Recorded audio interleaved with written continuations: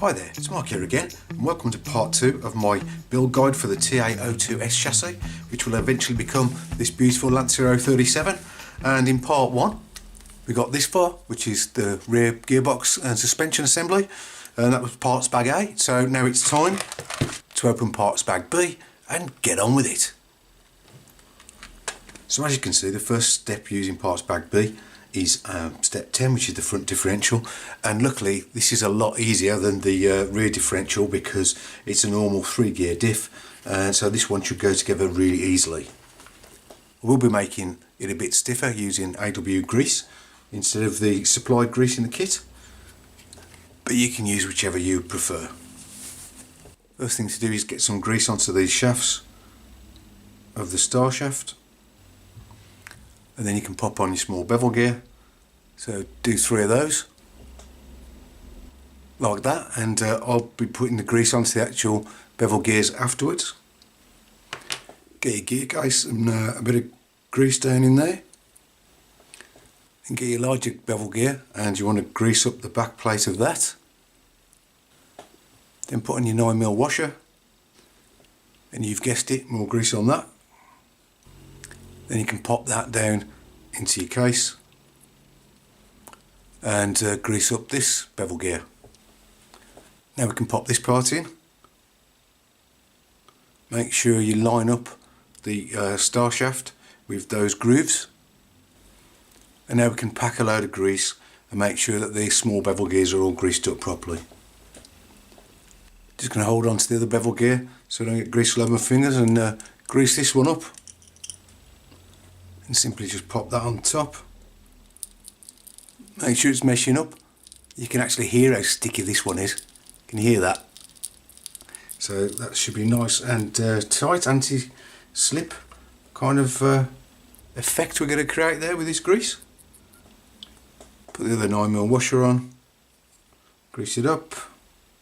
It's simply a case of getting your cover. Make sure that these pins go into the slotted holes, or the slots I should say, and the 3 holes should line up there with the 3 holes in the case, and then it's simply a matter of your 3 2x8 screws. We'll just get those done up. Step 11 is the front gearbox, where we're going to be fitting that differential, and it shows to use the plastic bushings that come with the kit, but I should be replacing all my bushings with metal bearings, as you can see. And it's simply a matter of placing one bearing or bushing down that side there, and another one on the other side. I have put a bit of grease on the mating surfaces just to hold those bearings in. Get the diff you just made, it needs to be this way around with that solid no teeth area to the left. Just drop it in, and we need to get some grease on there. I'm using Tamiya ceramic grease for this, which I prefer for plastic parts. Just a little bit every now and again, and as soon as that meshes up with the other gear, it will spread that grease around. But don't worry, you can never put too much on, because what isn't needed will just be flung off. So I forgot to say, this is part A5. You need part A3, which is a cap. It just goes on the top and holds that all together. So part A3 is held on by 3x10 screws, 4 3x10 screws. They're self-tappers, as you can see there, but I'm replacing all of mine, or all the ones I can, with machine screws, as you can see there. And don't worry, the machine screw threads do work fine in these harder plastics. But it might be worth, like I have, put a bit of grease into the hole just to help the screw cut the thread. So I'll just get those 4 screws fully done up, and that's the end of step 11. Step 12 is the counter gear and the propeller joints, and I'm going to be using a different part here. It's exactly the same procedure to fit it together, but this is an upgraded prop joint, and it's an aluminium one that I'm going to be using, but it goes together exactly the same as the stock one. First, you want your metal bar, your MB3. Get the counter gear itself, which is G2. Pop in your 850 bushing or bearing in the end, and then an 1150 in the other end. Pop the bar through, and then just pop the G3 plastic cap one on each end of that bar. It's as simple as that. So I get your MA10 now, as it would be, and then this would be part D7, the plastic part that would go over like that. Pop on your 1150 bearing or bushing, and then you got to fit your pesky E-clip, like so. Then it's bevel gear G1, and now 850 bearing or bushing on the end. So now we're going to pop these into that front casing, and then that one in there, and just make sure it's all meshing up properly. Get some grease on this lot, and then it's simply part A2 on the top of that, held on by three 3x10 screws, and it should look like this when you're finished. Okay, so now it's time to make the shocks, which is the dampers. You've got part 13 there, 14, and then 15, which is just putting the spring on. What I'll do is I'll get this out of the way now and just show you how I do one of those. So here's all the parts you're going to need, all ready to make one shock. But one thing I'm going to do is I'm going to try to make the shock have a little bit more travel, so the car will have a bit more ground clearance, as I intend to actually rally this car when it's finished. So as you can see, here's parts V11 and V3. They're just spacers that go over the shock shaft, and they reduce basically the effective length of that shaft and reduce the overall length of the shock. So I'm going to leave out part V3, which is about 5mm long, and that'll give me a 5mm longer shock. You could do it the other way if you want to think V11's about 2 or 3mm, or you could put them both in if you're going to use it on road. But that's how I'm going to change my shocks. So get your shaft, put one of those pesky E-rings on it, or E-clips, get your part V8, which is your valve with one hole in it, and then you've got to get the other little clip on top. Fingers crossed it doesn't fly off. Yep, we're on. Okay, and then so I don't forget, I'm going to get that spacer on the shaft now, because I usually forget to put it on. You don't have to do this, but I do like to put a bit of grease in the bottom where the O-rings are going to sit. Just helps to seal it up a bit better, I think. It does say to use the shock oil, but I prefer to use the grease. So you put your one O-ring in, bit of grease, second O-ring, tiny bit more grease on that, W1, which is your bottom cap, just screw that on, and just screw it on lightly now, don't screw it all the way up. What I'm going to do now is what I usually do, just put the piston in so the bottom of it is just blocking up the hole, and then I'm going to get my shock oil and I'm going to fill it almost to the top. And if you've seen any of my other videos, you'll know that I do this to reduce the amount of air bubbles that we're going to get. So by filling it up now, as soon as I pull it down, the oil should come through the hole in the piston, and hopefully we'll have hardly any bubbles. Yeah, we only had 2 or 3 tiny little bubbles, which is good. So now just top it right up. This is where it's going to get a bit messy when we put the top cap in. But you do want it so that some does leak out, because that means you've got it full to the brim, which is what you need. You don't want any air in the top of there. Your top cap, and then screw the bottom and the top up against each other, get it nice and tight. Yeah, happy with that, it's nice and smooth. So now get your bottom part V1 on. And it has got a thread in it, so be careful not to cross thread that. Give it a nip up. Simply a case of putting your spring over your retainer, part V5.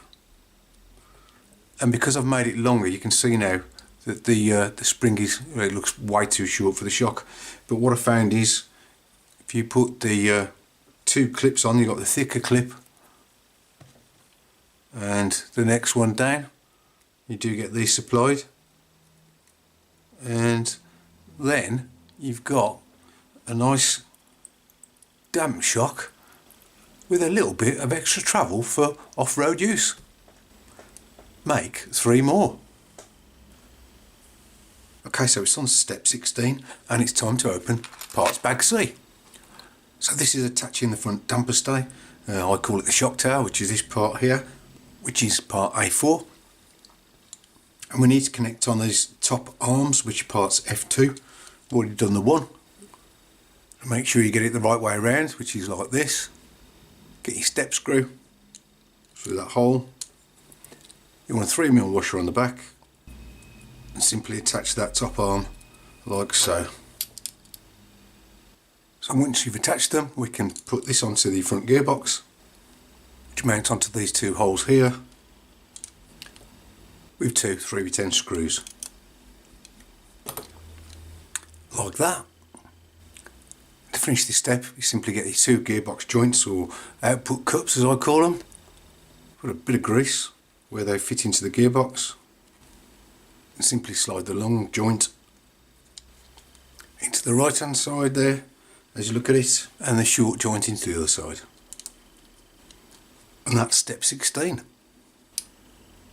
Step 17 is making up the front axles, and they're both the same but opposite, if you know what I mean. I've already done the one, and it should look like this when you've done it. So we'll just knock up the other side, which is going to be the right hand side.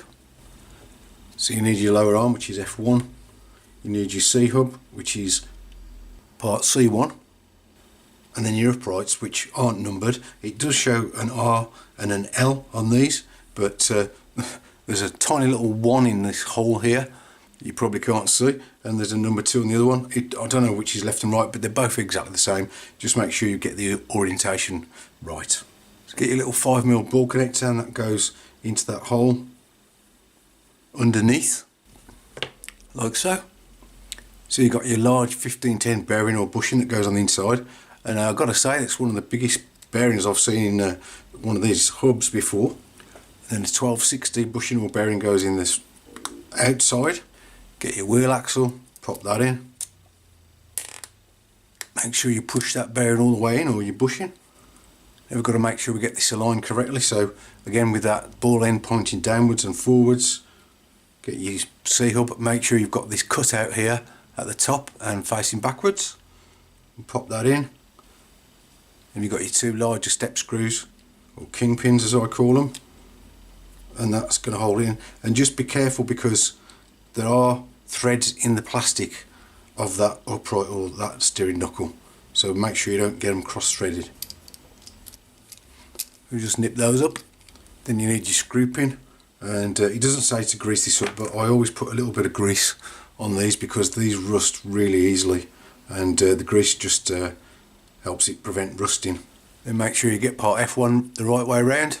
We pop that into the bottom hole there of the C-hub. And make sure you don't over tighten these, else you will strip the thread into that soft plastic lower arm. And don't forget, like I nearly did, to fit in your little black O-ring. That's got to go into the wheel axle. Just use a dog bone to push that into place. So there you go, there's your two front axles made up. In step 18 I'm going to attach those front axles we just made up. So you need this U-shaped bar which is going to hold those axles to the front gearbox. We've just got to get it all aligned up. So this is the right side, and get that lined up with the holes in the gearbox at the bottom. Bit difficult to show this on camera, I think. To just get it into place, and then we've got to wiggle this bar through the holes.